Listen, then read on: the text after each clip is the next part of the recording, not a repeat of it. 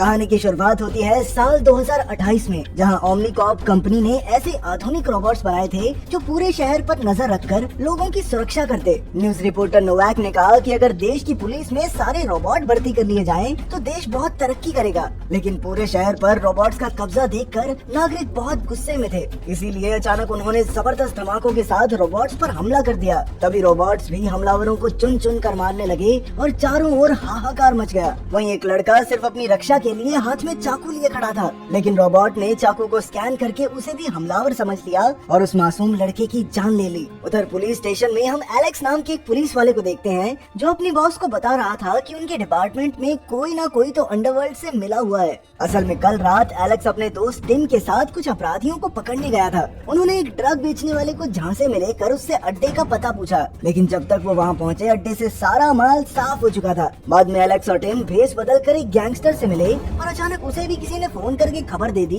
कि Alex police वाला है। गैंगस्टर उसी वक्त वहाँ से निकला और उसने अपने आदमियों से कहकर एलेक्स पर हमला करवा दिया। एलेक्स और टिम हमले से बचने के लिए पीछे के दरवाजे से निकले, लेकिन इसी दौरान टिम को गोली लग गई। उधर वॉशिंगटन में ओमनीकॉर्प के सीईओ सेलार्स ने सरकार से कहा कि पुलिस में रोबोट्स भर्ती करने चाहिए, लेकिन सरकार इसके हक में नहीं थी। आखिरकार उसने अपने ऑफिस में आकर दिमाग लगाया और उसे एक तरकीब सूझी। अगर वो एक इंसान को मशीन से मिलाकर रोबोट बना दे तो लोग भी उसे अपनाने लगेंगे। इसके बाद वो डॉक्टर नॉर्टन से मिलने पहुंचा, जो रोबोटिक हाथ पैर बनाने में माहिर था। उसने नॉर्टन को इंसान और रोबोट मिलाकर एक नया हीरो तैयार करने को कहा और डॉक्टर तो फट से राजी हो गया। उधर खुलासा होता है कि एलेक्स के साथ ही पुलिस वालों ने ही गैंगस्टर की मदद की थी। अब वो सब सोच रहे थे कि उन्हें जैसे तैसे एलेक्स को रास्ते से हटाना होगा। बाद में एलेक्स टिम से मिलने हॉस्पिटल गया तो एक गुंडे ने चुपके से उसकी गाड़ी में बॉम्ब लगा दिया। शाम को एलेक्स अपनी पत्नी क्लारा और बेटे डेविड के साथ था, तो अचानक उसे गाड़ी से कुछ आवाज सुनाई दी। जैसे ही वो गाड़ी के पास गया तो अचानक वहाँ जोरदार धमाका हो गया, जिसमें एलेक्स बुरी तरह जख्मी हो गया। जैसे ही ओमनीकॉर्प को इसकी खबर मिली तो उन्होंने क्लारा को अपने ऑफिस बुलाकर एक ऑफर दिया। उन्होंने कहा कि वो एलेक्स का शरीर मशीन से बनाएंगे ताकि वो जिंदा रह सके। क्लारा इसके हक में तो नहीं थी, लेकिन डॉक्टर्स ने उसे बताया कि एलेक्स की हालत इतनी नाजुक है कि अगर क्लारा ने अभी हाँ नहीं की तो जल्द ही वो दम तोड़ देगा। आखिरकार क्लारा मजबूरन राजी हो गई। तभी हम देखते हैं कि ऑपरेशन के बाद एलेक्स का शरीर 90% मशीन से बना था, पर उसका दिमाग एक इंसान का ही था। जब एलेक्स की आँख खुली तो नॉर्टन ने उसे बताया कि उसके साथ क्या हुआ और फिर उसे चलने फिरने जैसी आम चीजें दोबारा से सिखाई। और जब एलेक्स ने सुना कि उसके असली हाथ पैर कट गए हैं तो वो अपने आपे से बाहर हो गया और उसने नॉर्टन पर हमला कर दिया। फिर वो जबरदस्त रफ्तार से भागकर बिल्डिंग से बाहर आ गया। अब वो ऊंची ऊंची बिल्डिंग्स पर भी आराम से कूद सकता था, लेकिन जैसे ही वो आगे बढ़ा नॉर्टन ने उसे रिमोट से बंद कर दिया। बाद में जब एलेक्स की आँख खुली तो नॉर्टन ने मशीन के हिस्से हटाकर उसे दिखाया कि उसके शरीर के चंद ही हिस्से बचे थे, इसीलिए वो मशीन के बिना जिंदा नहीं रह पाएगा। पर एलेक्स के मुताबिक इससे बढ़िया तो वो मर ही गया होता। खैर, जब नॉर्टन ने उसे क्लारा और डेविड की याद दिलाई तो उनके बारे में सोचकर उसका मन बदल गया। रात को उसने लैब में ही रहकर खुद को चार्ज किया और अगली सुबह रिक नाम के एक इंस्ट्रक्टर के साथ ट्रेनिंग करने पहुंच गया। रिक ने उसे अपनी शक्तियां और अलग अलग हथियार चलाने सिखाए। आखिरकार ये बात सामने आई कि एलेक्स की स्पीड रोबोट्स से तो कम थी, क्योंकि रोबोट्स देखते ही स्कैन करके वार कर देते, लेकिन एलेक्स सामने वाले की हाव भाव समझकर अगला कदम उठाता। जब सेलार्स को ये पता चला तो उसने नॉर्टन को इस चीज को ठीक करने का हुक्म दिया। इसके अलावा वो चाहता था कि एलेक्स का सूट बदल दिया जाए ताकि वो देखने में और अच्छा लगे। इसके बाद लैब में नॉर्टन ने एलेक्स का दिमाग खोलकर कुछ बदलाव किए, जिससे उसे ऐसा लगे कि वो अपने मन से वार कर रहा है, लेकिन असल में काम मशीन करेगी। बाद में एलेक्स को काला सूट पहनाकर सुपर हीरो जैसा बना दिया गया। अब फिर से उसकी जांच का समय था और इस बार उसे रिक और उसके रोबोट्स की फौज का सामना अकेले करना था।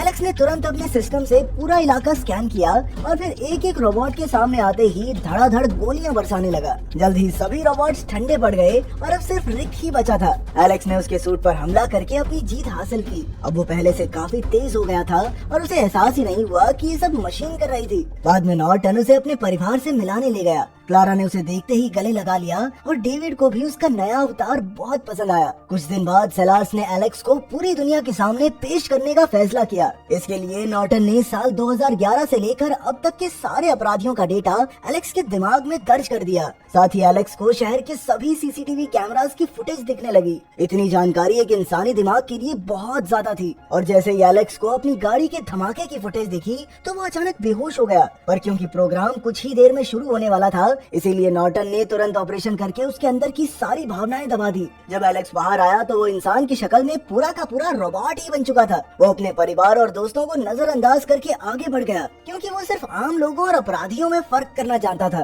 तभी अचानक उसे भीड़ में एक अपराधी नजर आया और उसने तुरंत कूद कर उसे धर दबोचा। उसकी ये काबिलियत देखकर आम लोग काफी प्रभावित हुए, पर उधर क्लारा और डेविड काफी दुखी थे क्योंकि उन्हें एलेक्स से मिलने की इजाजत तक नहीं थी। अगले दिन एलेक्स ने ऑफिस में ऐलान किया कि आज वो 13 अपराधियों को पकड़ेगा। फिर उसने अपनी सुपर बाइक उठाई और अपने डेटाबेस से ड्रग डीलर्स का पता लगाकर उन्हें ढूंढने निकल पड़ा। जल्द ही वो एक सुनसान बिल्डिंग में पहुंचा और बाइक पर ही अंदर घुसकर उसने धुआंधार गोलीबारी शुरू कर दी। गुंडों ने उस पर वार करने की कोशिश की, पर एलेक्स ने एक एक को चुन चुन कर मौत के घाट उतार दिया। कुछ ही दिनों में एलेक्स शहर का हीरो बन गया। फिर सेलार ने सरकार को बताया कि अब देश के लोग रोबोट्स के हक में हैं। वहीं दूसरी ओर करप्ट पुलिस वाले गैंगस्टर्स के साथ मिलकर एलेक्स को खत्म करने की फिराक में थे क्योंकि एलेक्स की वजह से उनका काम धंधा चौपट हो रहा था। फिर एक दिन अचानक क्लारा सड़क से भागकर एलेक्स के पास आई और उसे बताया कि डेविड डर की वजह से रात भर सो नहीं पाया और अब उसे अपने पिता की सख्त जरूरत है। पहले तो एलेक्स पर इसका कोई असर नहीं हुआ, पर बाद में बाइक पर उसने फुटेज छान कर देखा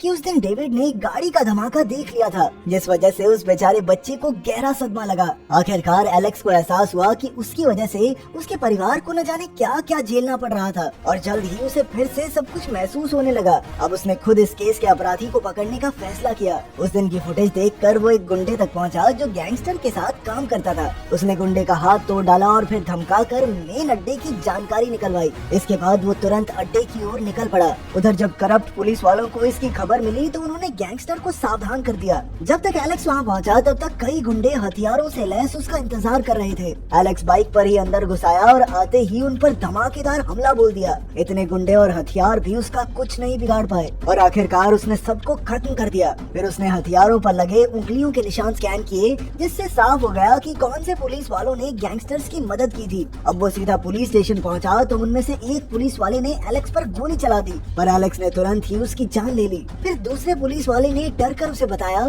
कि इस सब में बॉस का हाथ था। एलेक्स उसे गोली मारकर बॉस की जान लेने पहुंचा, पर उसी समय अचानक रिक ने उसका सिस्टम बंद कर दिया। जल्द ही ये खबर टीवी पर आ गई कि रोबोट्स इंसानों से बेहतर पुलिस वाले बनेंगे क्योंकि उन्हें घूस देकर खरीदा नहीं जा सकता। अगले दिन सरकार भी रोबोट्स को पुलिस में भर्ती करने का सोचने लगी, पर अचानक क्लारा ने टीवी पर आकर कहा कि उसे एलेक्स से मिलने तक नहीं दिया जा रहा। ये देखकर सेलार डर गया क्योंकि क्लारा की बातों से एलेक्स पिघल जाएगा और सरकार रोबोट्स रखने का कानून वापस ले लेगी। अगर उन्होंने एलेक्स को काम से निकाल दिया तो ऐसा लगेगा कि उनका एक्सपेरिमेंट नाकामयाब रहा। इसीलिए उसने सोच लिया कि उन्हें अब एलेक्स को मारना होगा ताकि सभी लोग उसे एक हीरो के रूप में याद रखें। सेलार ने तुरंत नॉर्टन को एलेक्स को मारने का हुक्म दिया, लेकिन नॉर्टन ने इसके लिए साफ इनकार कर दिया। इधर रोबोट्स को लाने का कानून पास हो रहा था और उधर सेलार ने क्लारा को ऑफिस बुलाकर कहा कि एलेक्स मर चुका है। उधर लैब में रोबोट्स एलेक्स को मारने आ पहुंचे, पर नॉर्टन ने ऐन वक्त पर एक बटन दबा दिया जिससे सेलार को लगा कि एलेक्स मर गया, लेकिन असल में एलेक्स जिंदा था। नॉर्टन ने उसके अंदर का ट्रांसमीटर भी निकाल दिया,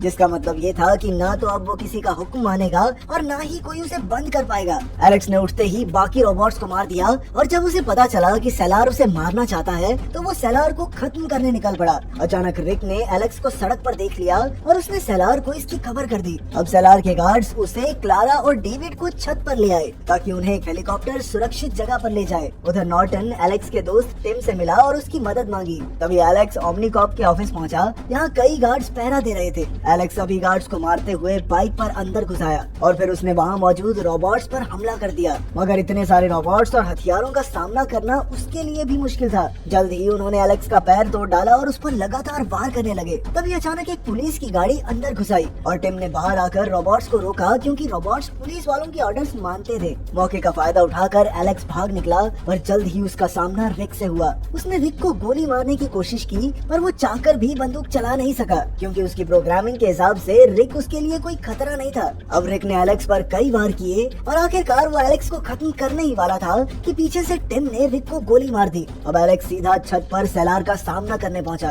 सेलार को यकीन था कि एलेक्स वार नहीं करेगा क्योंकि ये उसके सिस्टम के खिलाफ था, पर एलेक्स ने अपने अंदरूनी सिस्टम से लड़ने की पूरी कोशिश की। तभी सेलार ने उसे क्लारा और डेविड को मारने की धमकी दी, पर इससे एलेक्स का दिमाग और मजबूती से सिस्टम से लड़ने लगा और अचानक ही उसने सेलार को गोली मार दी। अंत में सरकार ने रोबोट्स को रखने का कानून वापस ले लिया और साथ ही नॉर्टन ने गवाही दी कि इंसानी शरीर के साथ इस हद तक छेड़छाड़ करना बिल्कुल गलत होगा।